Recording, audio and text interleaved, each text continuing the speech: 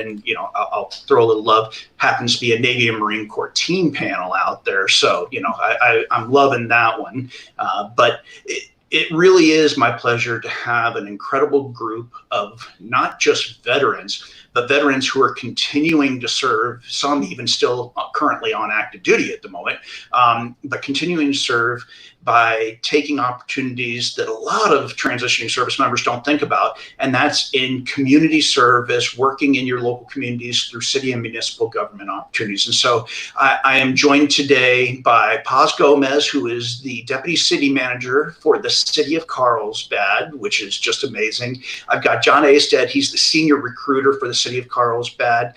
Douglas Capel, and I hope I got that one right, he's Enterprise Application Manager, and Jason Kennedy, who is a Facility Manager for the City of Carlsbad. This entire group is a group of veterans who are working for the city in great jobs, doing great things. And I just really appreciate you all taking the time to be here today and spend the time with us. And so we've got people joining into the stream, and hopefully they'll catch up. But I'd love to kick it around and let each of you just sort of introduce yourself, give a little bit about your background, if you don't mind. So Paz, I'd love to kick it over to you to start off. Sure. I'm Paz Gomez, Deputy City Manager here at City of Carlsbad. I retired from the Navy after 20 plus years in just about 9 years ago. Worked for the private sector for about 4 years, in the city of San Diego for 3, and have been here at the City of Carlsbad for the last 2 years, and it's been wonderful. I have public works, which includes anything from facilities to utilities to environmental management, construction, and transportation. That's a heck of a portfolio back there, and just an amazing career background history. I absolutely love it. So John, we'd love to hear a little bit about you.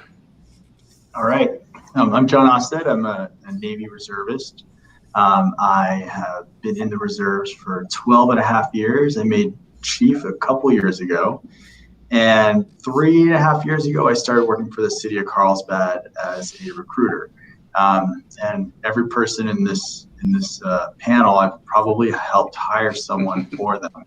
So I'm always on the hunt for finding high qualified talent to bring to the city. I really appreciate that. Appreciate your service. And, I'll share with everyone, in case you don't know, I do happen to be local to the San Diego area. And so I was actually really happy to be around when John made chief. So, Navy chief, Navy pride out there. I love it. So, Doug, I'd love to hear a little bit about you. You're sort of the outlier in the group today there. Yes, sir. So Doug Capel. Spent 10 years on active duty. I was a listed submarine radioman. Got right off active duty, joined the reserves, been in the reserves for this month marks 22 years now. I'm a 6295 submarine communications LDO, so I was promoted directly to officer from the commission from the enlisted ranks. I'm as you mentioned, I'm the enterprise applications manager in the IT department for the city. I've been with the city for 21 years as of June. I manage a team of roughly a dozen folks that supports all the city's enterprise applications. And in uniform today because I was actually mobilized back in May to support the Navy in their COVID-19 relief efforts.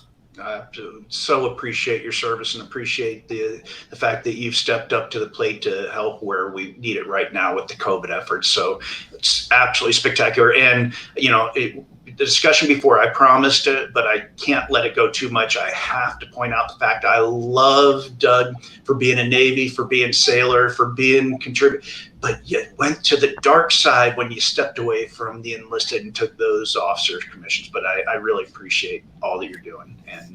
And Jason, we cannot leave my Marine Corps brother out of the conversation here. Jason, love to hear a little bit about you. Hey, thanks, Chris. First of all, I want to thank everybody that's listening in for their service and everything they do for our nation. I want to thank you for setting this up as well as John and then my team that's on here as well. Really appreciate taking the time to do this. I've been with the City of Carlsbad for this will be my 8th year. Served in the Marine Corps for a little over 20 years, retiring in 2007. And shortly after retiring, I actually went to work in the Defense Department as a civilian contractor at Camp Pendleton. And then came to work shortly after that year, working with a contract company out of Virginia after here to the City of Carlsbad. I am a facility manager. I manage the safety training center, which is a joint first responsibility training for law enforcement, fire, public safety, any type of training here at this facility. It's a 4-acre training campus. Uh, I'm here doing that since every minute of it. Awesome. It's so great to have you, Jason. And we're still a little bit choppy on Jason's microphone there, but I really appreciate, having you here today. And hopefully everyone's able to pick up on most of that. But, one of the things I was hoping that all of our viewers would catch up with today, and one of the things I really appreciate this panel is the diversity of experience, whether you're talking about a full year experience for PAWS and going through to the highest ranks as a naval officer and civil engineer corps, whether you're talking about, an abandonment of the enlisted going into the reserves and then a great, amazing career as a commissioned officer in the reserve, whether you're talking about enlisted full-time to the reserve, whether you're talking about a Marine enlisted who did a great career, ran a paraloft and range safety programs. We've got real diversity of experience, but one of the things that I'd love to talk with all of you about is with that diversity of experience, what your individual transitions from the military really have been like. And so, Paz, if you don't mind, I'd love to hear a little bit about your transition when you left the military. Sort of what kind of expectations did you have, and were those expectations met? Did you get surprised by what you found? So it was a while back. It was, like I mentioned, about 9 years ago. And I was scared to death because I had been wearing my uniform for forever, as in 29 years. And so one of the things that I was afraid of was starting something that I knew nothing about, but that was what I wanted. I saw it as an opportunity not to work for the Navy and the Marine Corps as a civilian, but actually doing something different and doing something completely different, as in going to the private sector. So as I was going through the interview process, got all sorts of advice, and they were not all the same advice. A lot of people were saying, oh, don't focus on the location, focus on the job. Oh, don't do this, don't do that. And at the end of the day, you got to go with your gut feeling. And so what I did was that, I'm going back to San Diego. I don't care what I do. I just want to head back down to the San Diego area, which was my focus. And also one of the things is just about the networking. So it's just a funny little sea story is that my first boss in the private sector was a civil engineer corps lieutenant that I met in Okinawa, Japan, 14 years before he interviewed me for a job. So Nice. all I'm saying is that, I retired as a Navy captain, but, he was offering me a job. So it doesn't matter. You got to take care of your troops. You got to do your networking while you're in the military and make sure you treat everyone fairly and professionally, even if they're junior to you, because someday they may be your boss. Absolutely love that message. Actually, we're going to have to identify who that Navy lieutenant was and give him a kudos for being smart about how he managed things there. But he hired me. So exactly. So, Doug, your transition from active duty was actually probably the longest to go of everyone here, though you've continued to serve in the reserves. So, transition now, different from when you transitioned from your active duty period, but there's constants that happen across there. Did you find that some of your challenges in your transition are the same that you see service members experiencing today? One of the biggest things I can see that from when I transitioned to what's today is there is a ton of resources available for folks that are transitioning today. So as folks are starting to make that decision that the end of their service is coming upon them, whether they're making a personal decision, they're retiring, they're hitting higher tenure, the sooner you start thinking about it, the better. And like I said, there's tons of resources out there. There's a group put on by Syracuse University called Onward to Opportunity. So avail yourselves of those opportunities and start doing it sooner than later. There's training, there's networking. For me, when I transitioned, 20 plus years ago, I think still is somewhat relevant today. I had an interest and I was volunteering outside of my active duty time in the Navy, in working with the Red Cross and disaster relief. And I was doing a lot of computer work for them. And I established that network, established those relationships. And right about the time I was looking to get off of active duty, my service was up. An IT job opened up with the Red Cross, and I was a known quantity within that organization. So when that opportunity opened up, they're like, "Hey, Doug, we've got this job. We know you're getting to the end of your enlistment. We would really love for you to apply for it." So actually, I got off of active duty early to take that job, and it was all about the relationships and the work I had done prior to even getting off of active duty. And for those who are thinking about it, the other thing I highly encourage, especially all my folks that work for me in the reserves, is education. Avail yourself of those education opportunities, tuition assistance, GI Bill, work now to get those certifications, work now to get those degrees. Those are all things that'll help make you more competitive when you make that shift from uniform to civilian clothes. Absolutely. And you hit something I always love and I really like to emphasize, which is don't wait until your transition to start making that plan for your education, for your certification, for your path for what comes after the military. Start early, take advantage of the resources available to you while you're still in the military and have the opportunity. So I love that. So Jason, your transition was fairly recent, but you went through a couple of different positions along the way, and we'd love to hear, what were some of the challenges to your transition? Was it what you expected? Yeah. So when I transitioned, I got kind of lucky right out the gate. In the fact that I transitioned to a position, range safety position at Camp Mineral. Right. So I've been, in the safety officer realm doing training for a better part of my career. So that was first position I took. Basically, my first step after I made the decision after deployment to go ahead and wanted out of service. But what I wanted, what my objective was, and just to everybody, but I wanted to kind of I went to a federal contract to start looking and testing them available out there, and what I stress. Use your transition officer. A lot of younger service members, they go through camp and all those. Sometimes you may have to go more than once to get that.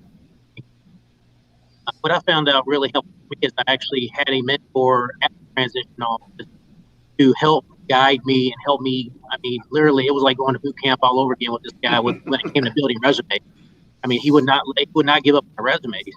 And, I looked at the federal sector again, and I also looked at one in the private sector. And it was, I was fortunate enough and grateful enough to the interim position here at the city of Carlsbad. And it was my first opportunity to do something different and on some unstable ground, as you would say, try something totally different. And that was go to public service. And I can't say enough of the joy of service outside of the military. We have so much that we do within a municipal government, and we impact so many lives, and it really it's an honor to do that. And I just really stress the importance of using your transition officer, your transition assistant to help you out, and really those good resumes and look for job opportunities out there. Position for a that was actually the way I found it was through the transition office. So many times, my resumes, hey, email to me and say, hey. So there's great opportunities. Service never ends after you serve your nation. I mean, there's always other places to go serve, be part of an even better than you can imagine. Being in service and doing what you know. Absolutely. Wow. And I appreciate that. And I know, unfortunately, still getting a little bit choppy on the sound there, and I apologize for the listeners, but I mean, everything that you're talking about is things that are impactful, using those resources, using that transition option, going a couple times. And you said, a key word that just touches my heart when you say mentors. I can't help that. Melts me right there. You had me at hello as soon as you started talking about that. But, I'd probably love to kick it over, just to finish this part off with John. A lot of people are just not aware that reservists have to go through the transition process as well, not just when they leave the Naval Reserve at the end of their career in the Naval Reserve or in the Military Reserve, but really multiple times over, depending on what happens. And so you've mobilized, done periods of active duty, and then had to go through a transition process. And that's something you've experienced. We'd love to hear a little bit about what some of those challenges look like. So I had been on long-term orders through the Navy, and then finally had volunteered for a MOB. And when I got back from that mobilization, I was fortunate to have a really good transition team. Marla Thomas was the person that was, a standout during my transition, and she really emphasized networking and LinkedIn and those things.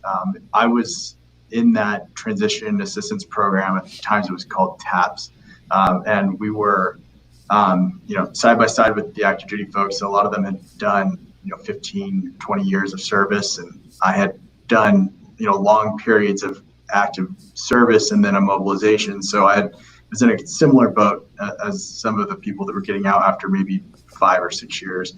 And I took that networking took that to heart, went on another set of long-term orders. And as soon as I was within like 3 months of that exit window, I really started networking with people that had once worked for the city of Carlsbad, that were adjacent to the people I was looking for, and took advantage of the resources that the transition team had provided me with, and ended up getting the job with the city of Carlsbad. So I networked with now the current city manager for the city of Eastvale, and he got me in touch with people that worked at the city of Carlsbad, and the rest is history. I'm sitting in a role with the city of Carlsbad, so I'm able to use a lot of the skills that I've developed in that transition assistance program. I thankfully had a very positive experience. I know some people have had mixed reviews in the standard transition program, but thankfully I had some really good folks that were very, very well educated in how to use LinkedIn or how to write a resume. So yeah, those transition programs very much helped me. That's awesome. And I think that's an important thing. And again, you're just saying all the things to just warm my heart. You start talking LinkedIn, and I love it. So I'm not going to dwell on that too much, but before I head on, I do want to, for pause, Melissa O'Brien had asked in the chat, this is the proper point to ask, was your transition to the private sector in your military career field, or did you change disciplines too? It was in my military field. So I'm a civil engineer by education and background. And in the Civil Engineer Corps, we did a lot of things. We have the CVs, we have construction, engineering, environmental, construction contract management, as well as public works. So there's this breadth of experiences. And so I worked for a company, and it was a large company as well, of over 50,000 employees, that had engineering, environmental, planning, construction, everything else along those lines. So it was the private side of the house that was really exciting and different. Seeing how proposals are made, how you respond to RFPs and things along those lines, and have to compete and don't always win. So it was seeing that side of the house, and really about the bottom line, and being able to keep your staff and your employees employed throughout. And sometimes you're really, really busy, and sometimes you're just treading water to make sure that you keep everybody gainfully employed. But it was along the same industry. Awesome. And that's, it's probably a great transition into the next thing. I'd love to just sort of maybe a little bit of conversation from all of you about the effect each of you in your own way had a successful transition or integration from military to where you are now, with a pathway that, went different directions, but you all really achieved great success with where you're at now. I'd love to hear maybe a little bit about what the role of mentors and networks were in that path for you. Did you find that you had to develop those, or did you have those? Do you wish you had those, or did you find your way on your own? So, I mean, Paz, if you'd like to start, but I'd love to hear just a little bit from everyone on what those mattered to you in your process.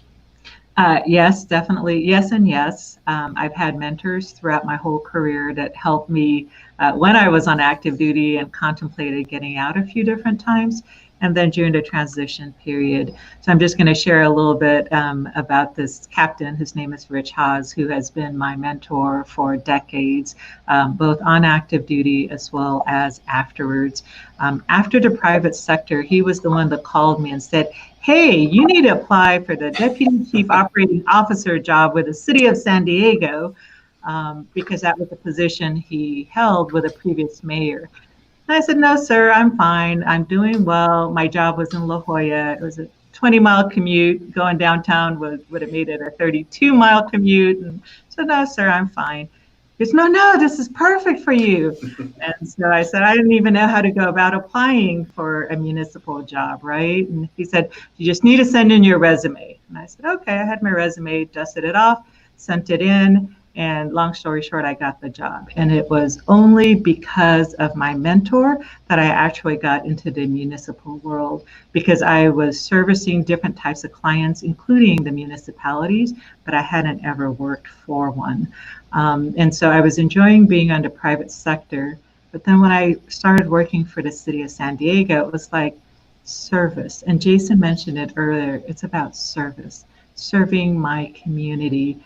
I served my country for my entire career, and that was missing in the private sector. So I enjoyed working for the City of San Diego, and I live in the City of Carlsbad. So when my former boss from the City of San Diego, who is now our city manager here in the City of Carlsbad, there was an opportunity, and I came on right on over, and now have a commute of less than 6 miles, and serving the community and the city where I live. So life is wonderful. I love it. That ability to continue serving in the community, and that does. But I even love more. You mentioned having that mentor, not just in your transition, but really through your military career, having that mentor to really guide you, lead you, and that carried through to your entire work-life career, not just your military career. So that's huge. So Jason, what about you? Did you find roles of mentors and networks to be really influential in your transition success? You guys hear me a little bit better? A little bit, yeah. I apologize, Mike. I'm trying to work here in this. No worries. So the mentor, again, as I mentioned before, my first position, I knew people that worked there that had a position that was open, and they knew who I was. So it was easy to move into the world of people, and it was because I knew somebody that worked there that were basically looking for somebody in that position that they had worked with before. So I was grateful for that opportunity. But during that whole year as a civilian contractor, that was my kind of a period where I really started to work on my resume. I had came up with a deployment. Made the decision to retire. Then I was even on terminal leave, which I don't recommend that at all. It's terminal leave to go. You definitely need to have a fresh moment where you can go out and kind of start looking at transition. And if the opportunity is for me, I just right then went right. But finding mentor John Mackey, who works at the transition office, for me, who really spent the time with me and go through all the resumes. And I did 2 types of resumes. I did a private sector and a federal resume. And it's challenging to try to get both of those resumes set up so that you can start advertising yourself, marketing yourself. So time and effort that he really spent with me in and day out, and, valuable phone, and actually me work through that process to the point where it was like, hey, come down, sit down, let's go to lunch, on an interview. And practice interview. I'll throw a bunch of questions at you. We'll get to answer that. Answer these interview questions. It wasn't hand type interview. I mean, we had a job description and said, hey, this you're applying for. What do you have? So those are very important skills that all veterans, not only skills but opportunities that need to to help them through the transition. Job, uh, you know, a lot of senior enlisted personnel that I had an opportunity. I mean, I retired as a master sergeant, so I did sergeant majors and master gunnery sergeants and the officers, battalion commanding officers and operations officers that had retired before me. And it's the same thing. Out to those individuals that have already went back out in the job market, successfully transitioned, and talk to them about their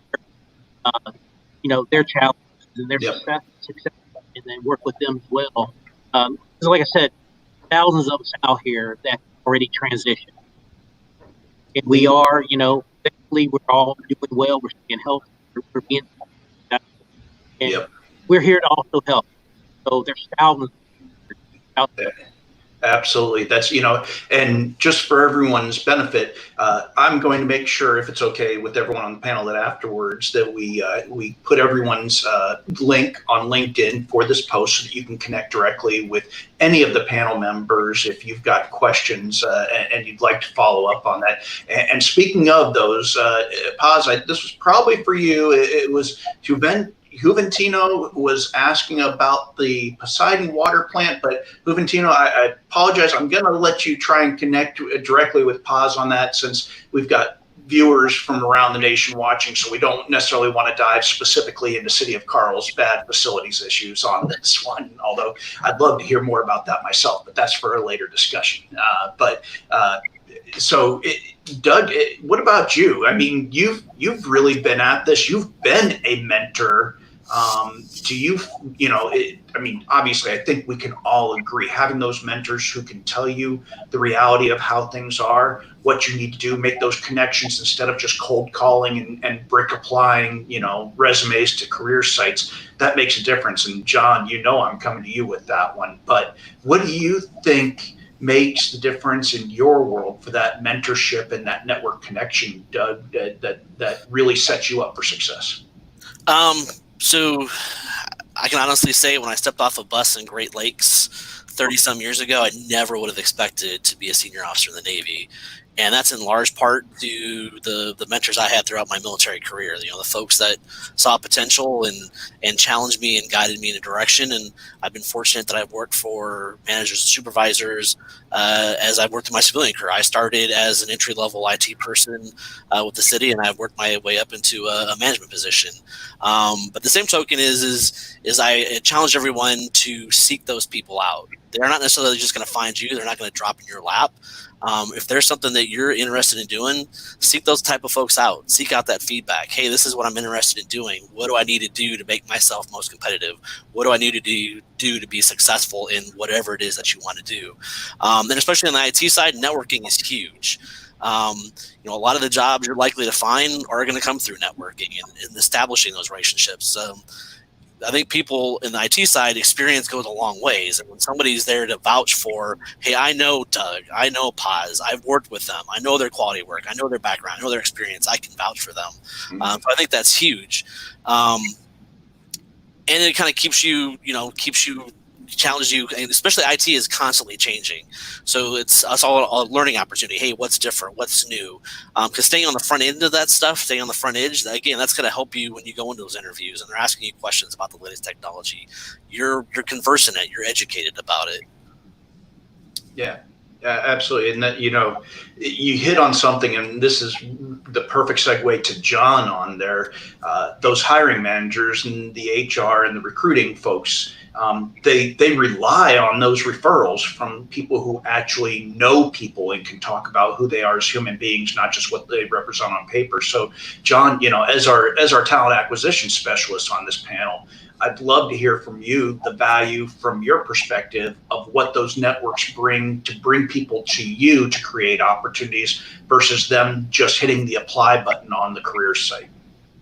So, unfortunately, you still have to apply in a lot of circumstances to get in, just so we can keep track of the process. But for me personally, my application got lost in that black hole. I received a rejection letter for the position I'm in right now.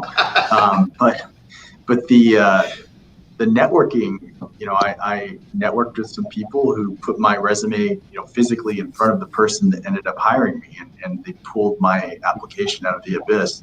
And that's happened with other positions where, you have a hiring manager and they've come to me and said, "Hey, did so-and-so apply?" And it's like, "Oh, yeah, they have." And on top of the other, 150 applications. And they're like, "Yeah, I'd like to see them specifically." And of course I'll oblige and give them that resume. And sure enough, that person is likely going to be one of the top people for that position. So it's easy to get lost in the piles of applications.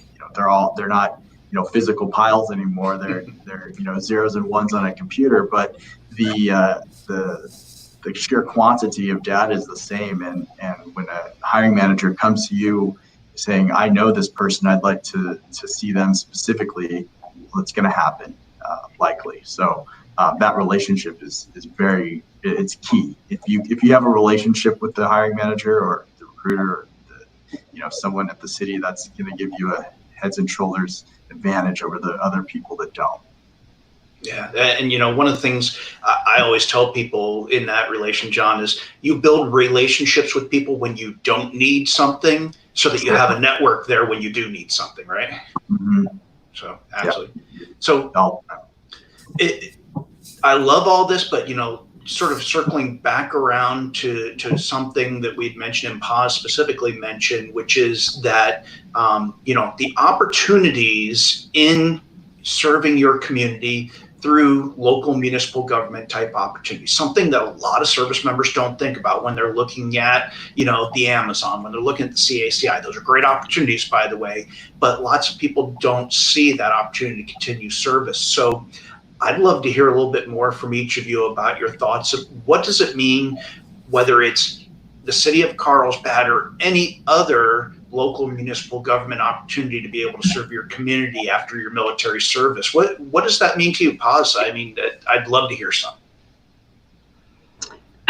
So one of the things that I think is most impactful about living in Carlsbad and servicing providing service for my community is they're my neighbors, they're my friends and my colleagues. So there's a certain kinship, if you will, with serving that community, and also looking around and saying, "Hey, if there's a pothole there, I'm going to fix it right away because I don't want to have to drive over that." And you'll see it, and and it's a small enough community that you feel the impact of what it is that you are doing. If the traffic light is out, or if you see trash, or if there's any problems whatsoever, you want to address it because you want to take care of that community.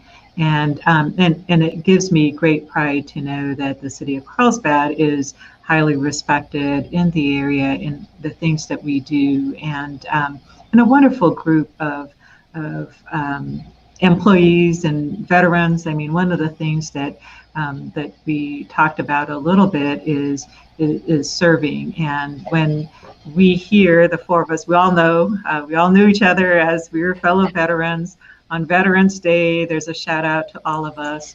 Our city manager is a veteran. Unfortunately, it's the wrong service. He's the Army, but that's okay. We don't hold it against him too often. So it's that kind of service to others, that you're doing your best and you're contributing to the wellness and the quality of life of your community, that I think is very, very rewarding. It isn't ever because of the money, because that's not why you joined the military. And it is really, truly about that pride and making a difference in your community that has helped. And one of the things, just as a shout out, if there are any CVs or Civil Engineer Corps officers that are out there, everything that you did in the military on active duty translates really well to every single city. Every single one of them has some type of public works, whether you're a mechanic, if you were an equipment operator, or things along those lines. We have fleets of vehicles that need to be fixed. There are facilities that are owned by the cities that have to be maintained.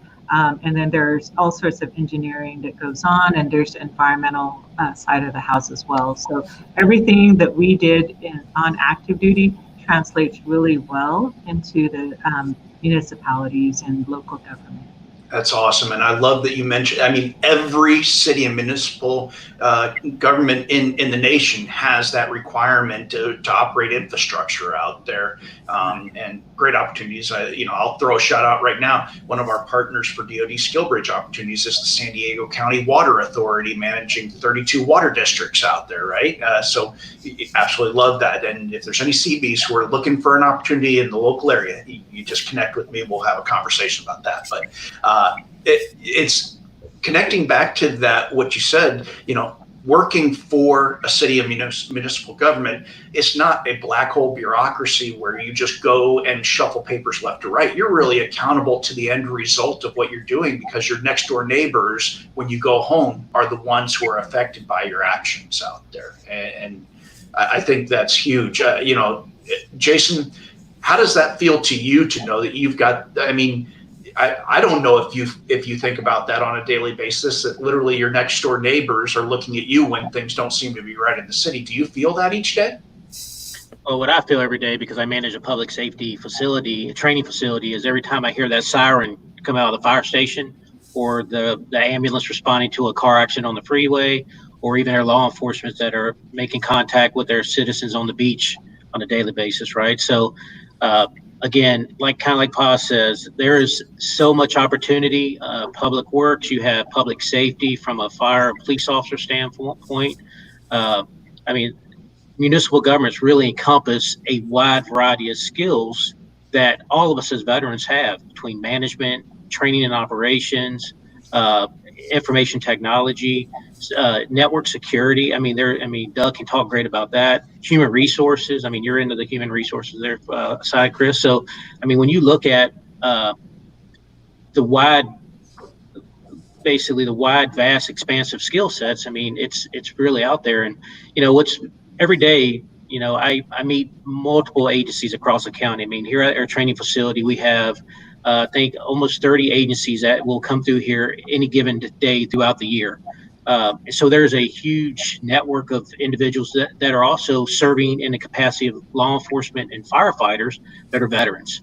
And you know them right away. You know the veterans. You can spot them from a mile away. And it's great because we all have something that's unique.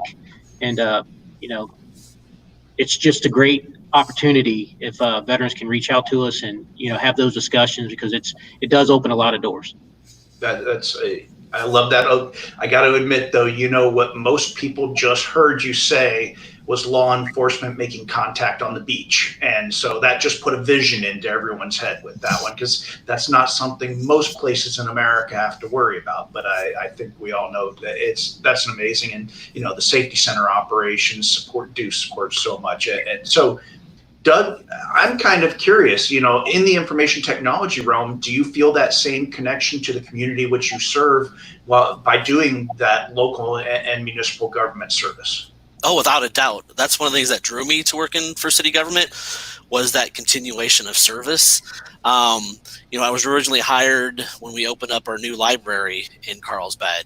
And so I was helped set up the software and the infrastructure. And then once it opened, when you walk out there and you see people using the equipment, and you see kids availing themselves of the resources in the library, and they're looking up books, and understanding that's a large part because of the work that I did. Another project that I worked on was the electronic patient care reporting system. So when our paramedics are helping folks that have, regardless of what the injury is, they're documenting that on an iPad on the scene and in the ambulance on the way there, and that data is getting transmitted to the hospital. So when that patient arrives, the hospital already knows what's happened, what their condition is. So it's things like that I can see that have a tangible benefit. And I'm also fortunate I've had the opportunity to work in our emergency operations center. So, when the wildland fire strike, when the pandemic broke out, being able to do stuff that without question, you can see the real impact and what that has in the community. And that's probably one of the things that's kept me here for all this time. I love that you made some connections there I wouldn't have even thought of. But that's the great part of this conversation, is really understanding there are so many ways to carry on a successful career after the military by really making a difference in your community. And, John, you're making a difference in your community by supporting the government, but creating opportunities as well. And the way that you're staying connected to the veteran community to bridge that. How does that make you feel to know that you're not just serving your community locally, but serving your military and veteran community to create opportunities for them? I love it. That's one of the reasons why I wanted to get into HR. I found myself, as senior enlisted, filling a lot of human resources type roles. Whether it's finding the right kind of person to fill a position in my intel unit, or writing evaluations and things of that nature. And I was like, I think I could do that here. And once I got plugged into recruiting, I really got to see tangibly filling people in these roles and then watching them succeed in their careers. And although I can't take credit for everything that they do, but I feel partially responsible. Like I helped find this excellent person that's doing all these great things for the city, and then being able to reach back to my veterans and their veteran spouses and highlight these positions that I think they'd be great for. Finding a veteran to fill a role is you're hiring like 5 people. They do so much extra work. I feel like they're dynamic, they're flexible, they're willing to do whatever they need to do to get the job done. And when I was once COVID started, we opened up the emergency operations center, and I walked in on that first day, and the first 3 people I saw were veterans in the room. Doug was in the room. We have a former commanding officer for the USS Midway. So like we have so many people that are veterans in this organization that do so much work above and beyond what you would just think their job title is. So I love being able to reach back to the veteran community and really just hopefully encourage them to apply, because I think they're a huge asset to any organization, but specifically for this community. Absolutely. And, I want to emphasize, you mentioned something there, John, veterans and those military spouses in the community, such a rich resource in the community to be able to reach those military spouses. And I appreciate that. So, I know we're running out of time here, but let's face it, I admit I can't help it. I've got a certain amount of love and passion for not just this group, but what you do, because you actually do touch my local community living in the city of Carlsbad. So for those of you who didn't know, and so I want to make sure that you get an opportunity to throw a shout out for the beautiful city of Carlsbad and opportunities that you might be looking for veterans or military spouses for right now. So, throw it out there. And if you happen to be in Missoula, Montana, and you're thinking that you want to be where it is 72 degrees and sunny on the beach right now, Carlsbad is it. So you might want to think about the opportunity. So I'll throw it to you and just sort of go around. If you have opportunities you'd like to sort of put out there for others to know about. Sure. We've got a couple of engineering positions right now. Associate assistant engineer in utilities. And by the way, Chris, we are also the Carlsbad Municipal Water District. So on the water side and the recycled water side, that's what we're known as. But on the sewer or wastewater side, it's the city of Carlsbad, but it's all one and the same. So we do have an engineering position there. We also have an associate engineering position that's available in the transportation and drainage side of the house in the transportation department, as well as on our fleet side of the house. We have an equipment technician position that's actually closing tomorrow. So if there are any equipment operators or construction mechanics who are out there, or anybody who's really operated on rolling stock or equipment, please apply, and best wishes to all of you. Thank you. Awesome. Appreciate that. And I love the diversity out there. What Jason, over in your area, looking for any specific talent that we can make sure we get shared through here? Well, I report to PAWS. PAWS is I fall under Public Works branch under Fleet Facilities, and she pretty much covered all the positions under Air Branch. So I appreciate it. But again, I just wanted to say thank you, and thanks to all those that are out there serving or have served and already transitioned and looking to move on. Please link up with us on LinkedIn and call us. We always have time to chat with you. Excellent. All right, Doug, how about you? Any good military talent or military spouses we can steal your way with this opportunity? Unfortunately, at the moment, because of the great work John and his colleagues have done, I am fully staffed. That wasn't the case, several months ago, but again, kind of like to reiterate what Jason said, if there's anybody who's looking to get in the technology field and maybe work for municipality, feel free to reach out to me on LinkedIn. For those who are maybe thinking about continuing their service and maybe looking to transition to the reserves, I'd be more than happy to talk to folks about that as well. As well as if you're enlisted and maybe thinking about that point, do I get out? Maybe I stay in. Maybe I look to go to an officer program. I'd be more than happy to talk to you about those opportunities as well. Awesome. Really appreciate that. All right, John. Well, you're the guy who knows really all those requisitions that are open. Any you'd love to highlight for conversation for those who might be listening? Yeah, so those engineering positions are both ones that I'm working on, and those are very hard to find, great talent for. So apply if you're interested, but keep your eye on our website. We have a job interest card link on our governmentjobs.com portal.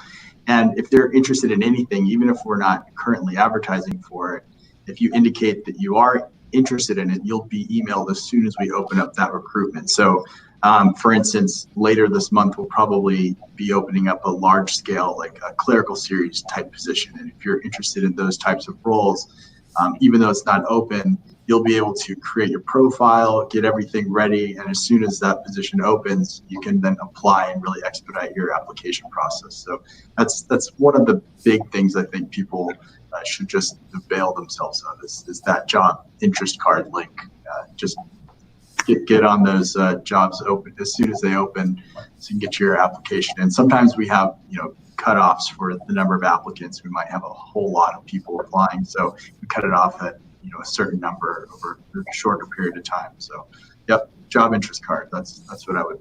Awesome. That's a good one. I love that. Actually, I love that opportunity to be able to express interest in a job that's not posted yet. I mean, that's actually very, very cool. And I've seen a couple of comments stream for some folks who might be interested in positions with the city of Carlsbad, who hopefully they were just listening to that comment out there. But again, we're going to make sure that we post links for everyone who's in this conversation. If you're watching this, you now have a network of people who work not just in the city of Carlsbad. That's obviously, it's a great thing, but if you have an interest in city, local, municipal government opportunities, you have a group of people to reach out to learn more about it. And like with every other industry, there are networks of networks. So every one of these people on the panel who works for the city of Carlsbad knows people in other local city and municipal governments and organizations that they can help connect you with as well. So use that to your advantage. You've got a great network here. I want to thank all of you for taking the time today. Thank you all for your service to our country, to your service to the community. Thank you for taking the time for this conversation. I think it's actually been awesome. This is going to be one of the ones that I'm going to be highlighting because I think it really is that far forward. So thank you all. Thank you for what you do. And I look forward to seeing you all again really soon and around town even. And for everyone else, thank you for joining us, whether you're watching us today on LinkedIn, whether you're watching through Facebook or YouTube, or whether you're watching the recorded session. We're here each week on Thursdays at 1 p.m. Pacific, 4 p.m. Eastern to talk with employers and veterans about the types of opportunities available for you in your military transition. And we look forward to seeing you. And I hope that you all have a great day, stay safe, and have a great weekend ahead. Same to you. Thank you.